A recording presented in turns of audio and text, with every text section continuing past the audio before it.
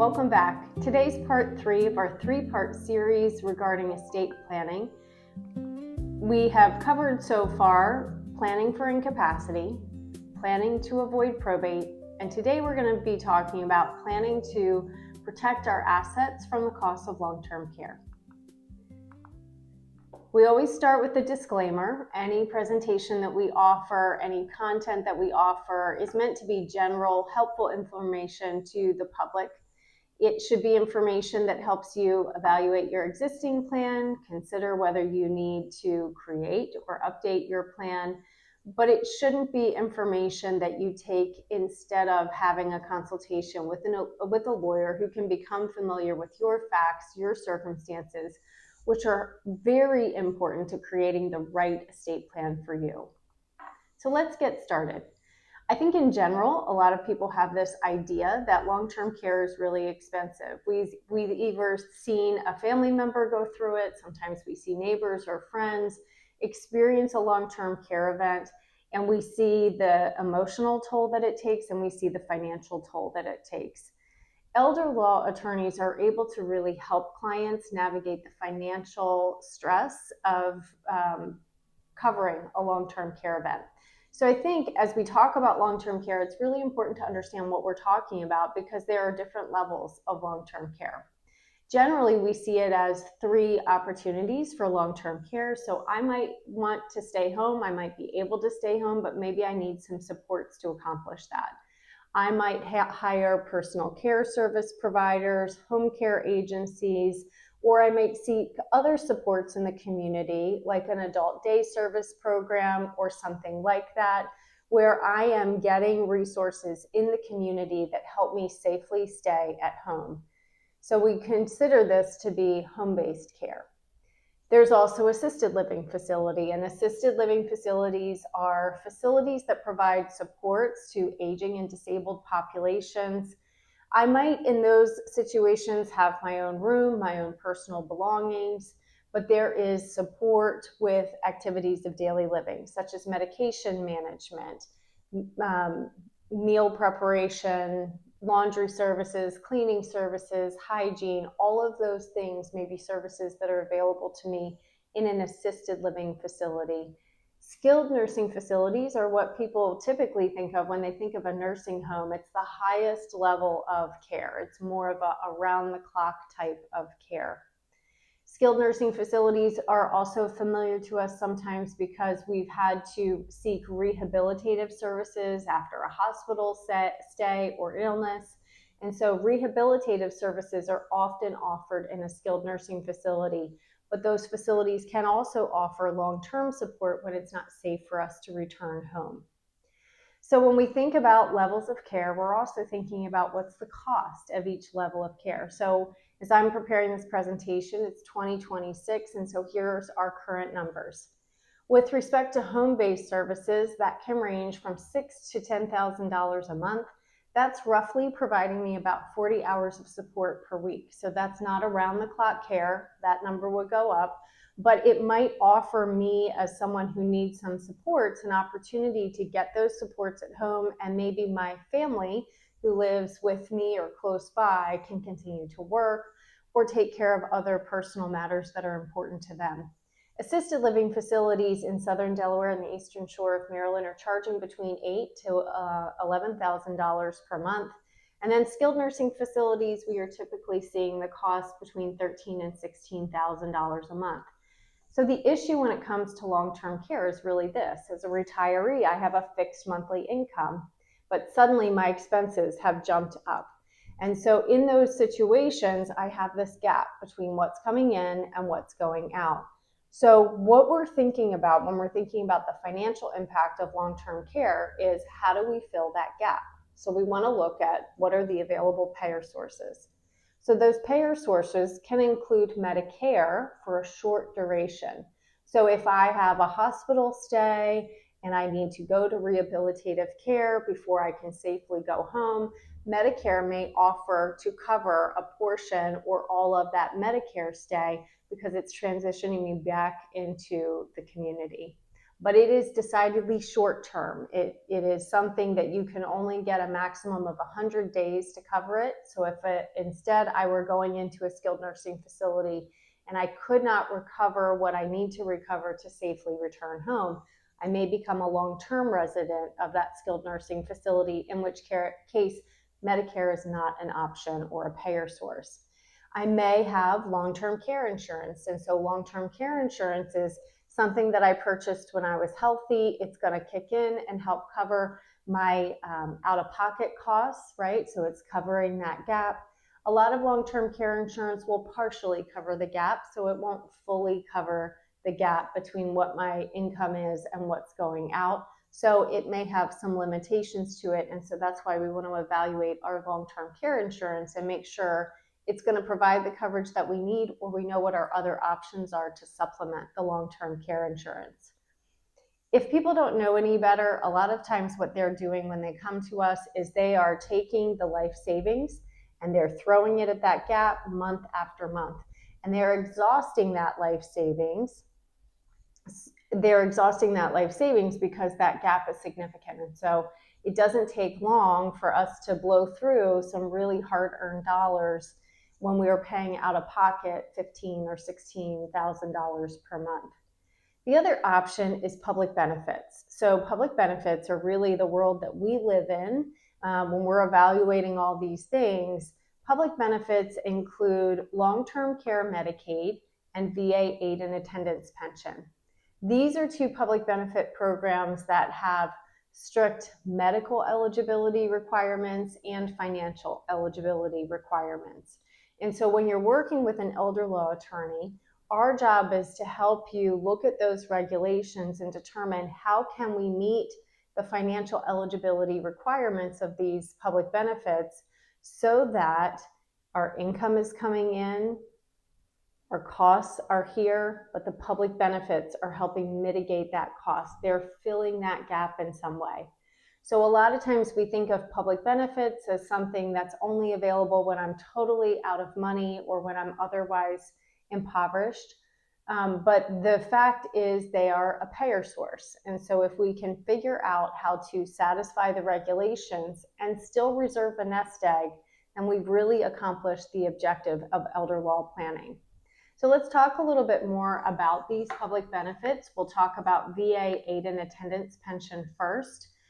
This is a service eligibility benefit, a benefit that's available for veterans or their surviving spouses. The service eligibility requirement does require us to look at dates of service, but the general rule of thumb is that if the veteran served for at least 90 continuous days and one of those 90 days was during a declared period of war, which is defined by regulation, then and anything other than dishonorably discharged, then the veteran or their surviving spouse may be entitled to VA aid and attendance pension. VA aid and attendance pension is like a pension because once you're eligible for the benefit, it is a stream of income that's coming into the household, and it's designed specifically to offset unreimbursed medical expenses. If I am a Maryland resident, I am not eligible for any other public benefits at home or in assisted living, so VA aid and attendance pension could be extremely valuable to me in that setting because it's helping me fill the gap between what's coming in and what's going out. If I am a Delaware resident, Medicaid may be available to me at home and in assisted living facility as well as skilled nursing facilities.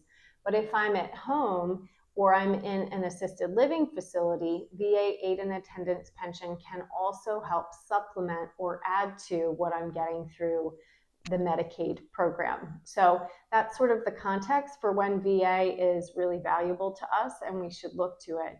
We do have to meet financial eligibility requirements. We also have to meet medical eligibility requirements, so some proof that we are in need of assistance with our activities of daily living. And if we want to maximize the benefit, we actually need to prove that we're homebound. For long-term care Medicaid, in the state of Delaware, long-term care Medicaid really has two programs. It has the traditional program that helps us when we are in skilled nursing, And it has the home and community-based waiver program that helps us if we're at home or if we're in assisted living. And so when I qualify for Medicaid and I'm in a skilled nursing facility, the rule is that I contribute my monthly income to my cost of care. We call that the patient pay responsibility. Medicaid covers the difference for us. So it is a way of providing full coverage for our long-term care need when we are in a skilled nursing facility. If I'm receiving care at home, it works a little differently. I get to keep my income from any source because the state recognizes that I'm residing at home. And so I keep my income, but Medicaid, once they determine that I'm financially eligible, they're going to come out and do a medical assessment and decide how many hours of care per week I really need to safely stay at home. The regulations say that Medicaid can pay for up to 72 hours per week. We don't often see 72 hours a week, but we might see 20 hours or we might see 30 hours. And again, this is a way of helping keep someone at home longer by providing support when it's needed. In assisted living facilities, it's a little bit different, and I kind of view it as a donut hole because assisted living facilities are reimbursed just like home care agencies or in a similar way. So really, they're not recovering the room and board component of their monthly cost. So they're not being reimbursed as fully as, say, a skilled nursing facility might. So because of financial reasons, there are some assisted living facilities that will say we don't accept Medicaid, or we'll accept Medicaid, but we need you to privately pay for a period of time before we'll accept Medicaid. So these are important things to know. These are things that we navigate as we're helping clients sort of figure out what is the best solution for them and what options are available to pay for the care that they require or that they think is best for them or for their loved one. For our Maryland residents, there is a home and community-based waiver program technically. However, it has an extensive 8-year wait list. And so practically, we don't really see it as an available payer source. So for our Maryland clients, we look to VA aid and attendance pension when we're at home or in assisted living.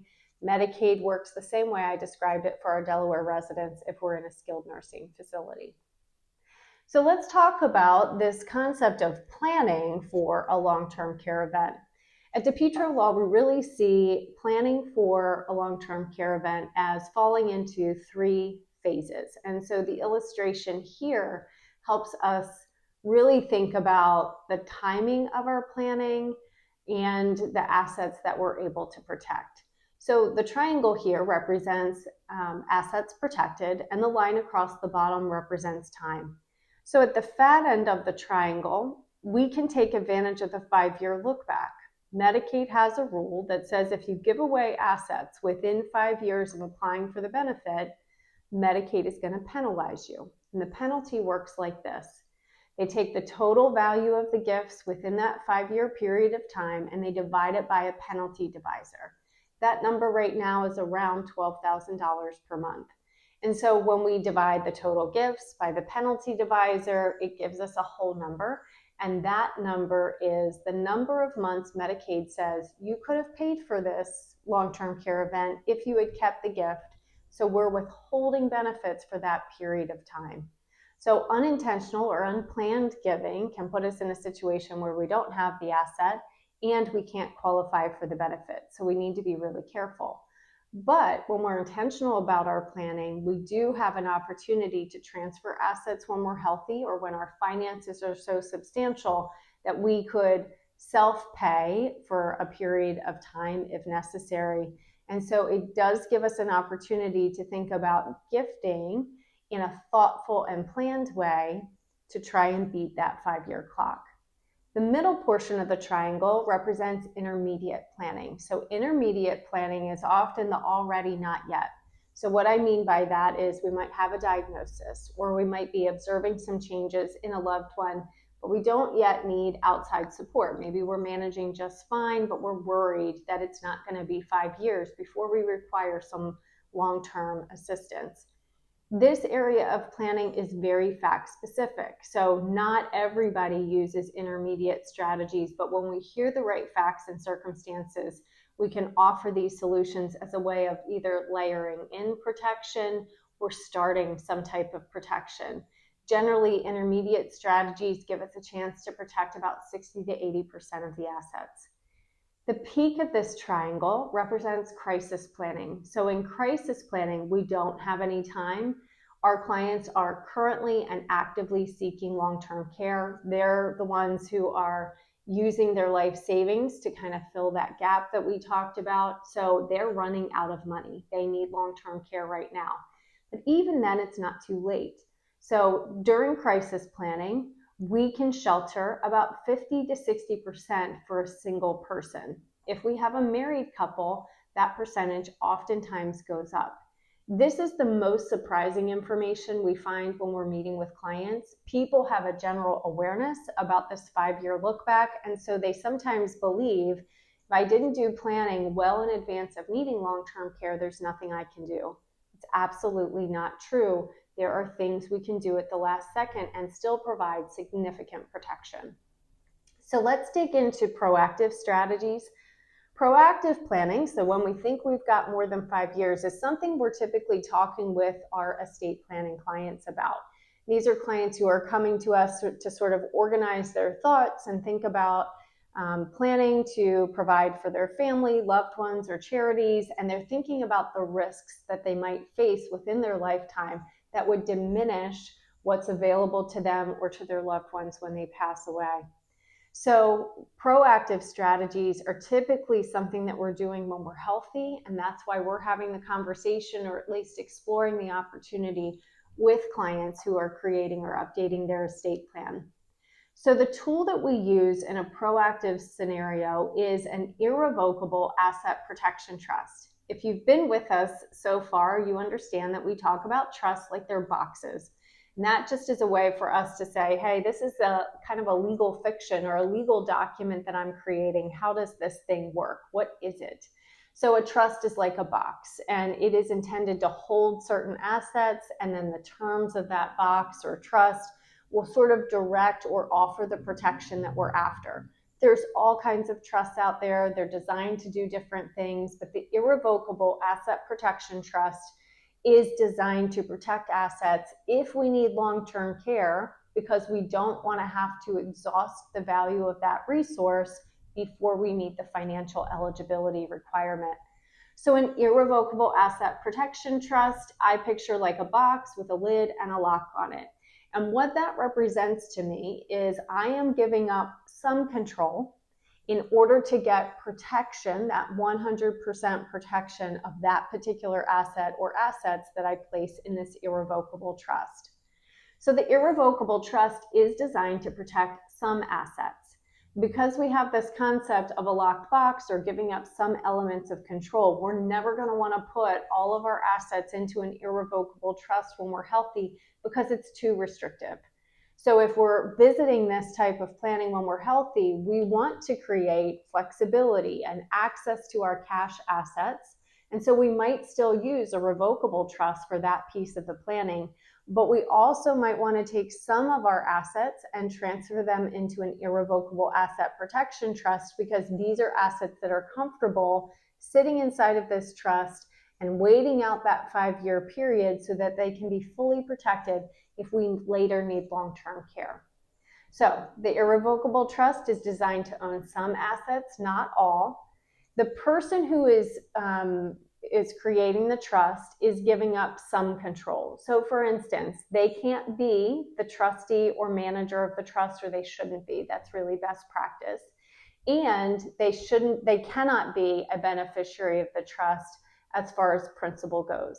They may be able to receive income. So we evaluate all of these things with our clients to figure out what is the best asset or assets to consider putting into the box, considering what you might put into the box, what controls can I have, do I want to keep, or do I want to give up because I want to seek protection of those particular things.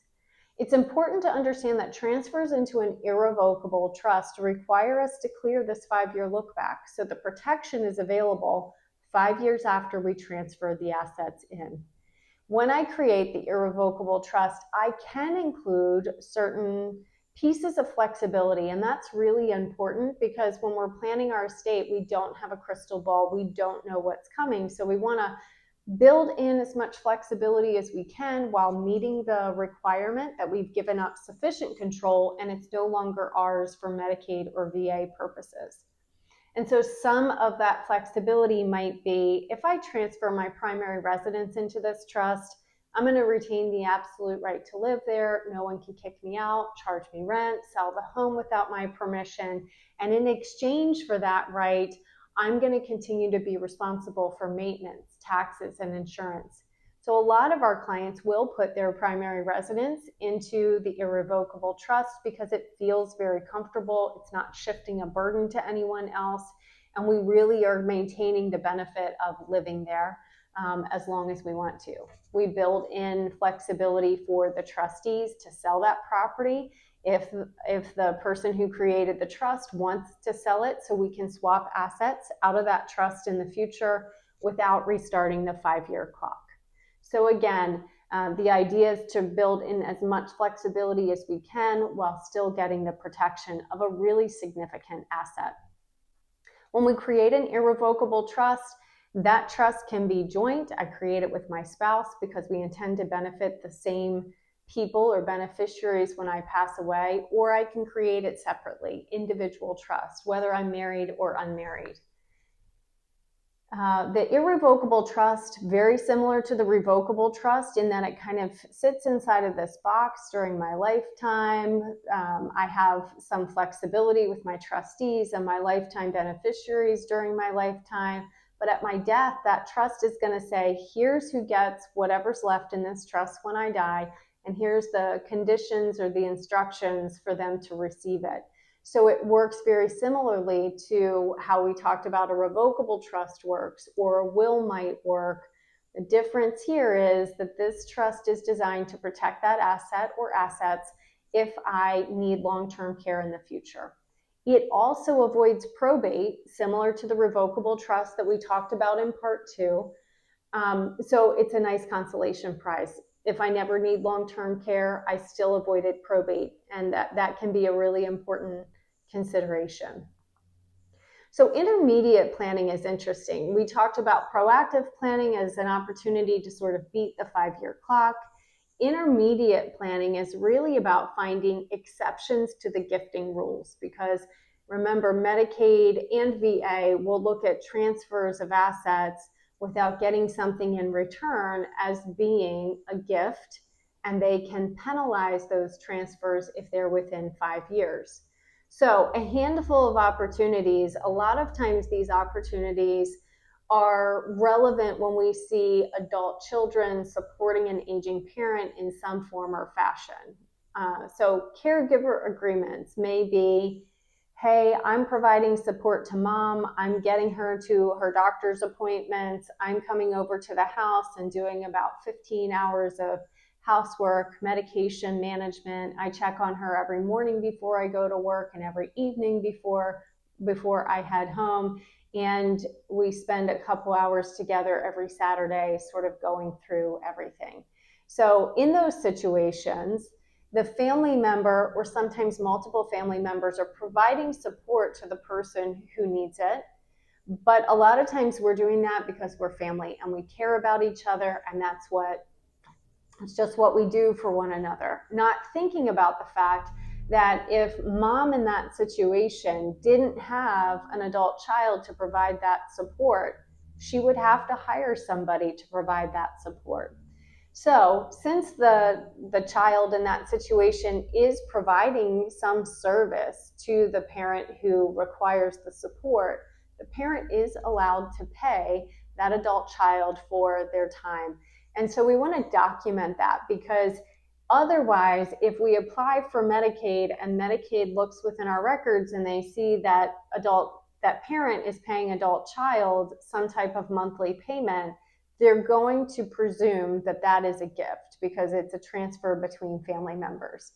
So we're going to rebut that presumption because we have a contract between adult child and mom that says daughter is going to provide these services, and in exchange, parent is going to pay an hourly fee associated with that.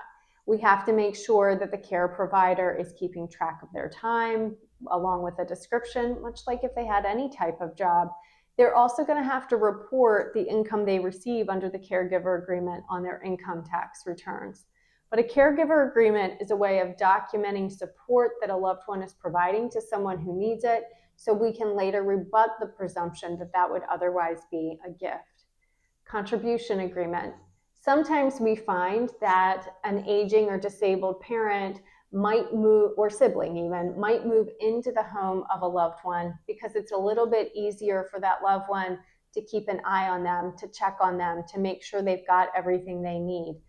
When we share a household, we have a similar situation where maybe I allow my adult brother to reside with me so that I can make sure that he's okay and he's safe and he's supervised. He has someone who's kind of looking out for him.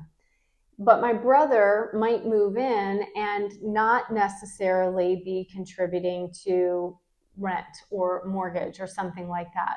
A contribution agreement is a way to allow my adult sibling to contribute to household expenses, and we're going to document it.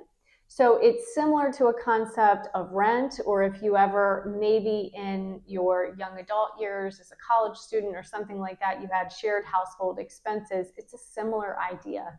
So if my spouse and I reside together, my adult brother moves into the home with me, we can take our total household expenses, which can be everything from the mortgage payment, the landscaping company, the cleaner, the grocery bill if we all share groceries and meals together, utilities, internet services, things like that. We take those total household expenses over a period of a year.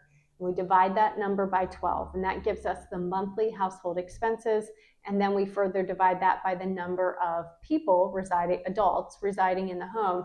And so we would divide that by 3 in this particular scenario. And now we have a nice round monthly number that my brother can contribute to the household. We have a contract that proves when he writes that check to me every month, it's not a gift, it's consideration for him sharing those household expenses. The next one we sometimes use is purchase a life estate in the home of another. So let's say my aging parent doesn't need care or support, but she feels unsafe when she's residing at home because she's lost her spouse and she doesn't like living alone anymore. If I have the space within my household, then I can allow my parent to live with me. And so sometimes we're seeing that situation, right? My parent needs some support. I have the space. I'm going to offer that support within my home. One thing that we can consider is, would it be wise for my parent to take a portion of their savings and actually purchase a lifetime right to reside in my home? So we call this purchase a life estate in another's home. And so the way that this happens is that if my aging parent were moving into my household, I could have my real estate appraised, and then we would use a CPA to help us figure out the statistical life expectancy of my parent.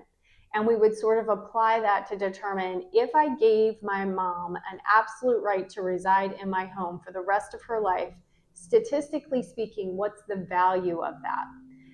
And so that's the amount of money that my mom could transfer to me. And in exchange, I can deed my mother an interest in my residence, a life estate interest. So the deed would say my mom has the lifetime right to live there. No one can kick her out. No one can charge her rent because she has a life estate interest in the home. And in exchange for that, she was able to transfer a lump sum of cash to me. And if she resides in the home for at least a year before she needs long-term care Medicaid, then it's not considered a gift from Medicaid's perspective. So it's a period of time, 1 year, instead of the 5-year look back that we were discussing with proactive planning, and it's a transfer of what could be a considerable amount of money. The other one is child caregiver to purchase the home. So if instead of mom moving in with me, I move in with my mom so that I can provide the support and care that she needs, as long as I have done that for a period of 2 years prior to mom applying for Medicaid and needing that assistance, then just before she receives that assistance, she can transfer the residence to me 100% outright. That's a gift. It's just that there's this exception within the regulations that says as long as I was living there and providing her a level of support to prolong her need for the benefit, then there is an exchange of money. It's an exception to the rule. Okay, so crisis planning. Crisis planning, we talked about proactive planning is beating the 5-year clock. Intermediate planning is about finding exceptions to the gifting rules. And I would describe crisis planning as shifting assets from being countable, where I have a limitation on the value of countable assets I'm able to keep, and shifting those assets to excluded because I can keep unlimited excluded assets. So this is how we're sheltering assets in crisis planning. So when we get to crisis planning, we will hear Medicaid talk about spend down. Spend down becomes a really sort of dirty word to us because we have worked our whole life for our savings. We've probably been frugal along the way, which is how we have a life savings. And now we're being told you need long-term care. You have too much money to qualify for the benefit. You have to spend it down before we're going to qualify for certain benefits. So it doesn't feel like a good term, but it is the term that Medicaid uses. We think of it as strategic spend down. So we don't just want to spend money for the sake of spending money. We want to use our resources on things that are excluded because when we exclude them, we protect them. So some things within this strategic spend down scenario are spending money. It's spending money on things that we need or that we want. And every family is different. So these are typically things that we're evaluating when we need to qualify for the benefit. So examples of things we can spend money on that are wise: prepaid funeral. So we can spend up to $15,000 for both the person who requires care and their spouse, if their spouse is living, on irrevocable prepaid funeral contracts. So this is a really good way to take care of that expense off the top so that it doesn't become a problem for our family when we pass. Another item can be home improvements. This would obviously work if I were staying at home as a Delaware resident and I'm wanting to spend money on my protected assets. Home improvements can be to increase the safety measures within my home. Maybe I want to update my bathroom so it's more accessible to me, but it could be cosmetic. Maybe I hate my kitchen cabinets and I want to update them, or I want to replace the flooring in my house. So it doesn't have to be to make the home safer. It can be any home improvement. But again, we want to look to that when we're going to keep the asset that we're investing in. Vehicle purchase. So in Delaware, I can keep one car of any value. And so if I have a car that maybe is a little worn out or maybe difficult for me to get in and out of, or difficult for my spouse, maybe I want to trade in my car and use some of my cash assets that are keeping me from qualifying for the benefit so that I can purchase one new vehicle that meets all of our needs and I don't have to worry about maintenance going forward. Another item might be goods and services. So if there are things that we need, maybe we need a special chair, we need something within our household to help us out, something to help us be more mobile for transportation purposes. Sometimes we need an accountant to evaluate our assets and determine how much, if anything, should be withheld if we're going to need to liquidate some assets to accomplish the spend down. And certainly when we hire an elder law attorney to help us navigate and qualify faster while sheltering assets, those services are all part of that spend down process. Strategic gifting can also be a strategy that we use, as well as Medicaid compliant annuities. So we're going to talk about strategic gifting and Medicaid compliant annuities because a lot of times those things go hand in hand. So sometimes the best way to sort of get all the information to sort of stick for us is to apply it to some facts and circumstances. So that's what we're going to do next. We're going to do a case study for a married couple. We will transition into a case study for a single person too. So I'm going to introduce you to Dan and Linda. They've been married for 50 years. They have 2 adult children that live about 2 to 3 hours away. They are meeting with us because they want to create a good comprehensive estate plan. They want to make sure the plan works in the future, protects their family from the unnecessary cost and time involved with probate, and they want to shelter assets in case either or both of them require long-term care in the future. Dan has an IRA worth $1.5 million. They have joint accounts worth about $650,000. They have a residence worth $600,000, 2 vehicles, their personal possessions. Dan has a monthly income of about $3,500 a month, and Linda's income is around $1,200 a month. So we're going to first think about, what does the legal plan look like? So based on Dan and Linda's assets and their estate planning goals, here's what we're going to do.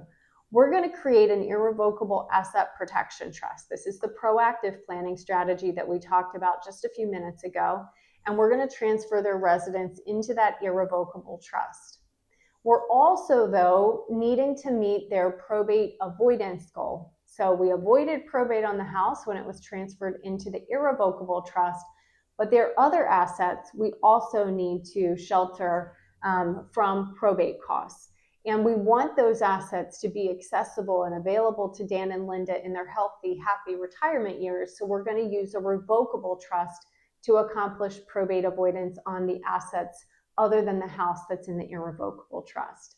So in the revocable trust, we're going to make sure we pay attention to asset alignment, and we're going to help Dan and Linda change ownership of their cash accounts from them personally to them as trustees of their revocable trust. We'll also transfer their personal possessions, including the vehicles, with an assignment of personal property. If you remember from part 2 of our series, we don't necessarily transfer all of the accounts into a revocable trust to avoid probate. There's always those tax considerations. So with Dan's retirement account, we're going to look to the trust to help us understand who should get that asset when Dan passes away.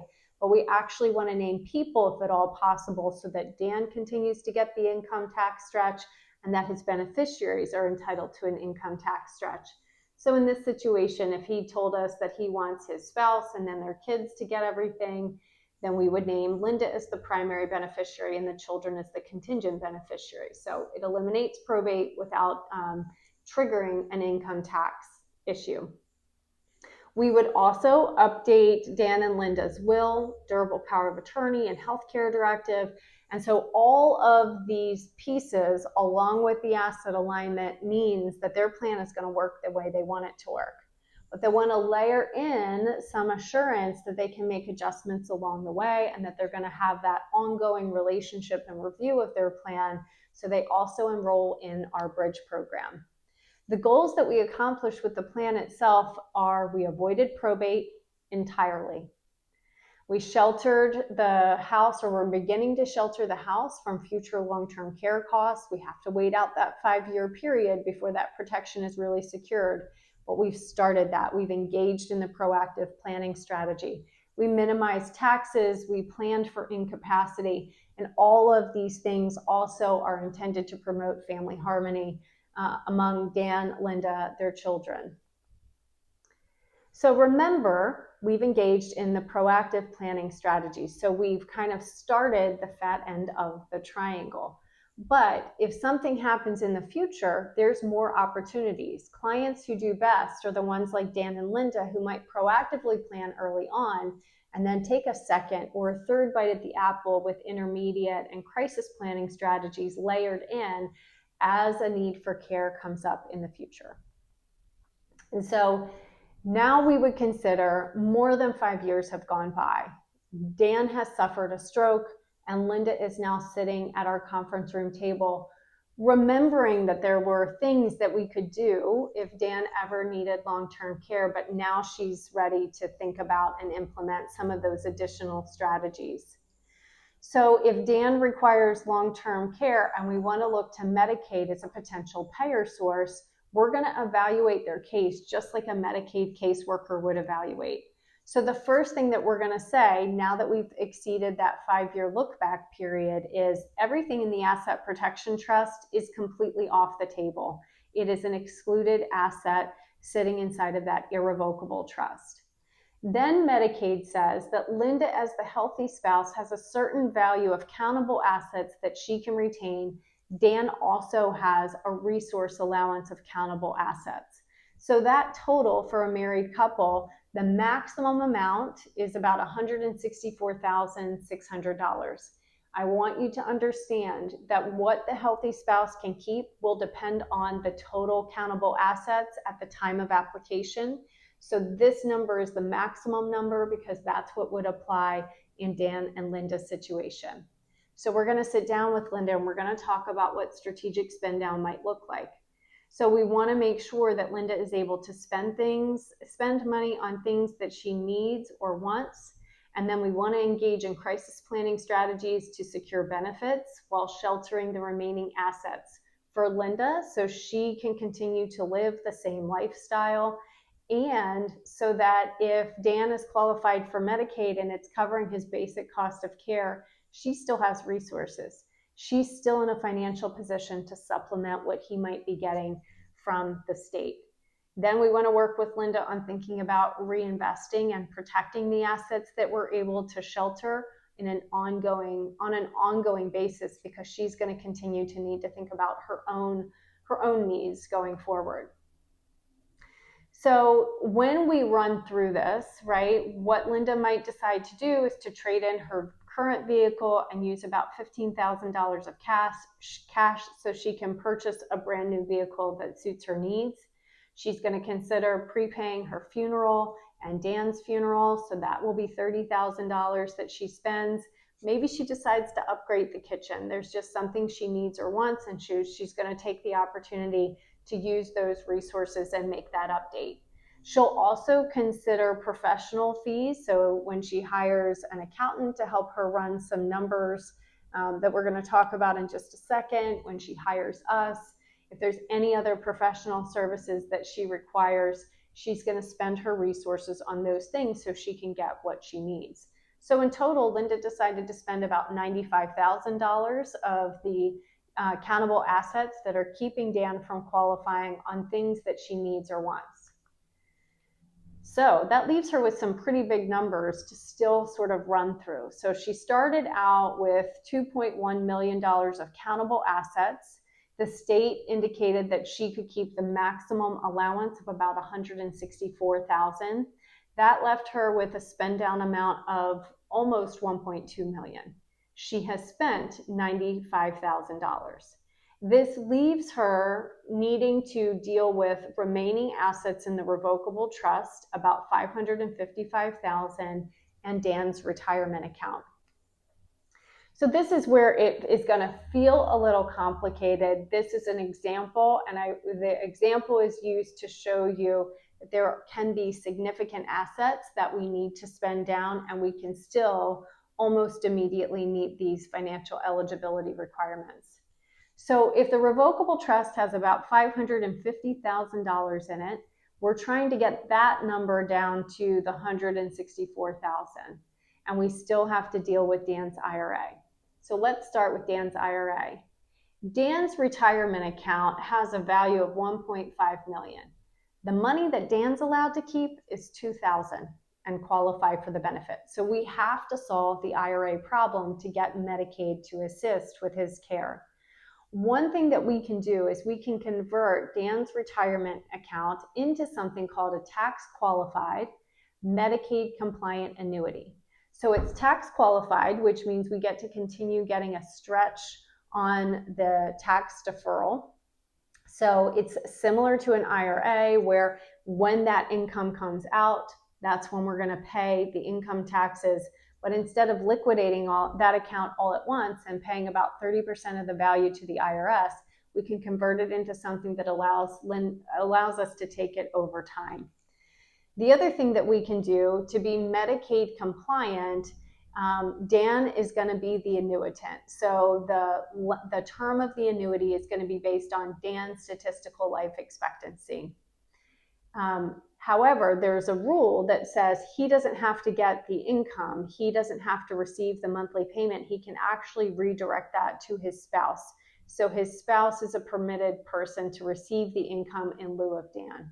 And so in Linda's situation, we're going to make sure that the name on the check rule, that's the rule that I just cited, that income is going to go from Dan's tax qualified Medicaid compliant annuity to Linda every single month. That's really valuable because Dan's income is counted towards his patient pay if he's ever in a skilled nursing facility, whereas Linda gets to keep the income from any source, whether Dan's at home or later goes into a skilled nursing facility. So we want to redirect that income to Linda, and she's going to get to keep that income. To be tax qualified, the primary beneficiary on the annuity has to be Linda, the spouse, and the contingent beneficiary has to be the state of Delaware or the state of Maryland, whoever is paying for that service. And this gets back to a concept called estate recovery. So essentially, when the state is paying out benefits for us during our lifetime, they're going to keep track of the value of those benefits. And at the end of our life, they have a right to recover against those assets. So a Medicaid compliant annuity is something that the state can recover against. If Linda survives Dan, there is no risk that the state's going to recover the asset.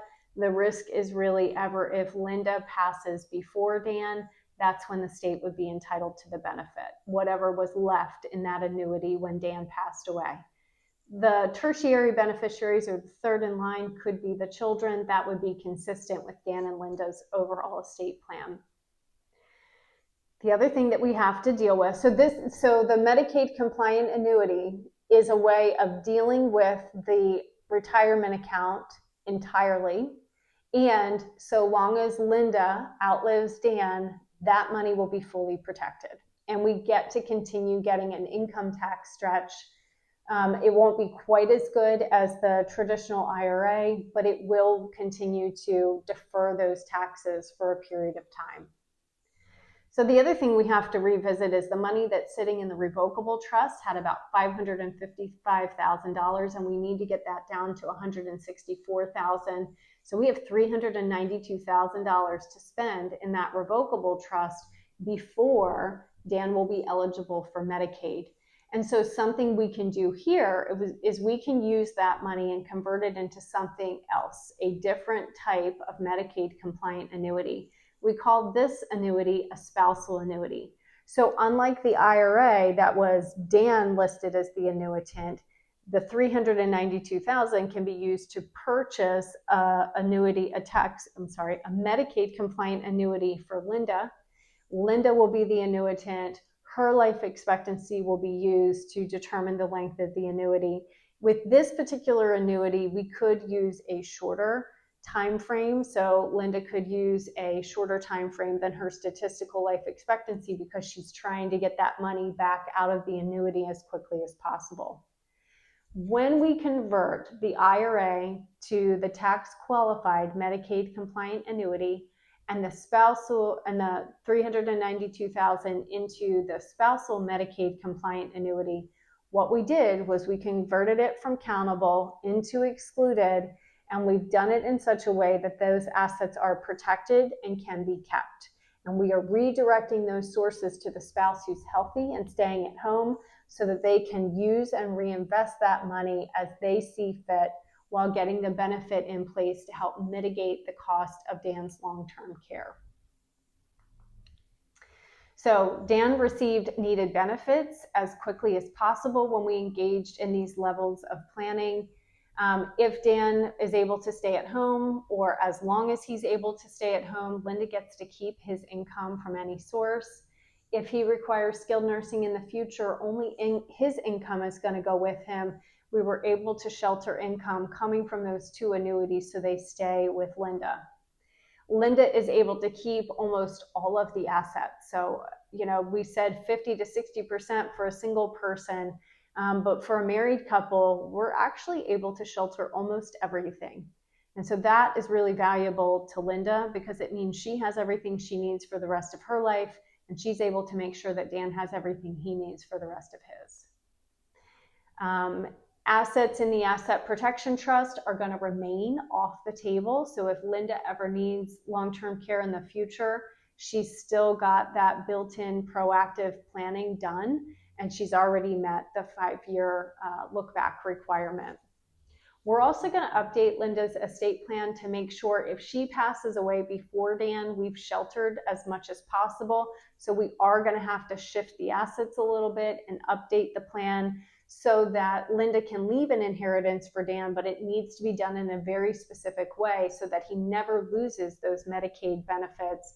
He continues with those benefits while the inheritance sits as a nest egg, likely with the children managing that trust for his benefit.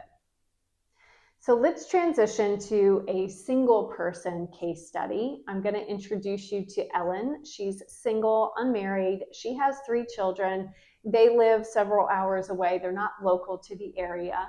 Linda wants to create a comprehensive estate plan to work if she can't make decisions in the future, protect her family from the unnecessary cost and time involved with probate, and she wants to shelter assets in case she requires long-term care in the future. Here's Ellen's financial picture. She has a retirement account worth about $300,000, non-retirement assets worth about $75,000, and a residence worth about $500,000. She owns a vehicle and her personal possessions, and her monthly income is around $3,500 a month. So when Ellen is healthy and sitting at our conference room table and thinking about her estate plan, this is what we're going to recommend to Ellen. She's going to create an irrevocable asset protection trust, and she's going to transfer her residence into that trust. That's going to be the proactive planning that she's engaging in now so that if she needs long-term care in the future, she's getting ahead of that 5-year clock. She also wants to avoid probate, so we're going to create a revocable trust that she has access to and control over during her healthy, happy retirement years, but it will eliminate probate when she passes. So we're going to transfer her non-retirement accounts into that trust. We're going to transfer her personal possessions, including her vehicle, into that trust. Her retirement account, again, is that tax qualified account. It's the one thing that we want to make sure we're really careful with because we don't want to jeopardize any tax planning opportunities. So if she decides that her 3 children are the beneficiaries of her trust, then that tells us that in order to get the retirement asset to the 3 children, we're going to name them as 3 equal primary beneficiaries on the retirement account. That allows Ellen to continue to get her lifetime stretch, and it affords the children an opportunity to get a continued stretch after Ellen passes away. So the goals that we accomplished included probate avoidance on everything, sheltering her $500,000 house from her future long-term care costs. We minimized taxes. We planned for incapacity, and all of these things are done in a structured way to promote family harmony. So again, we've done the proactive planning for Ellen, but we want to think about what other opportunities are coming up if something changes and she actively needs long-term care.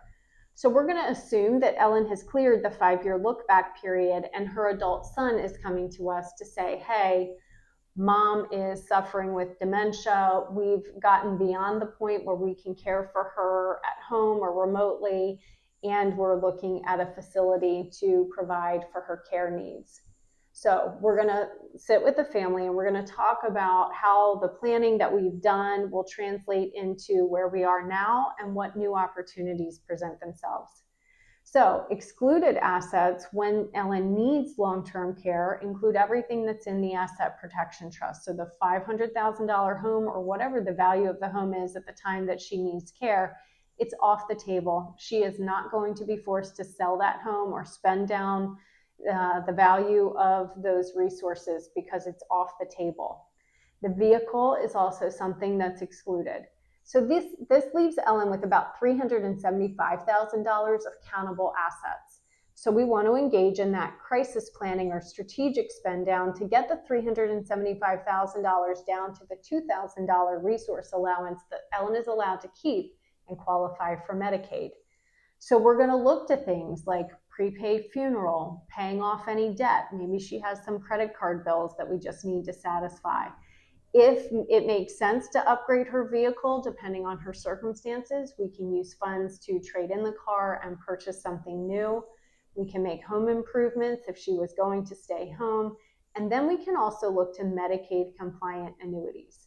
So let's first look at things that Ellen might need or want that she should spend the money on, truly spend the money on. So again, prepaid funeral is something that most of us are going to need at some point. And so we're going to go ahead and say she can spend up to $15,000 on irrevocable prepaid funeral contracts. If she has any type of debt, we want to take care of that. So Ellen has $10,000 worth of credit card debt. We're going to go ahead and satisfy that expense. And then she's going to work with her accountant, work with her lawyer to make sure that the remaining strategies are done in a tax efficient way. And so she's going to spend about $20,000 on those professional fees and services. So let's break down Ellen's strategic spend down. She had $375,000 of countable resources. She can keep $2,000. That leaves her with $373,000 worth of assets to spend down. She's decided to spend down $45,000 on her needs and wants, and so that leaves her with $30,000 sitting in her revocable trust and her retirement account of $300,000. So when we look at this, the $330,000 still needs to be spent down to $2,000. So we're going to engage in something called a gift and annuity strategy, which is a strategy that we use for single people who are applying for long-term care Medicaid. And I'm going to speak in general terms because that's the best way for us to understand it when we're getting a little bit complicated at this point. Ellen is going to make a gift of roughly half the amount of money that's keeping her from qualifying for the benefit into the irrevocable trust that already exists. When she does that on the application, she's going to report that she made that $165,000 gift.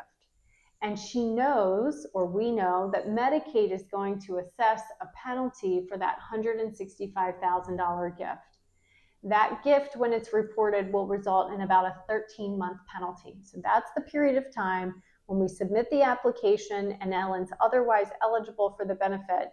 We know that Medicaid's going to say, you're otherwise eligible, but we're not going to pay until you get through this 13-month period. So we know we have to come up with another payer source for that 13-month penalty period. So step 2, right? We only gifted half of the remaining money. The other half we're going to invest in a Medicaid compliant annuity.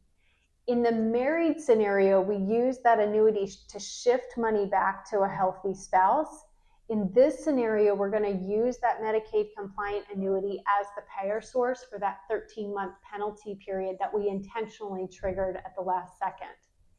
So that Medicaid compliant annuity, Ellen is the annuitant. We're using the penalty period as the term of the annuity, and we're going to run those calculations so that the annuity is going to push out to Ellen exactly what she needs, or almost exactly what she needs every single month for 13 months, so that she has a way to privately pay for her care during the penalty period.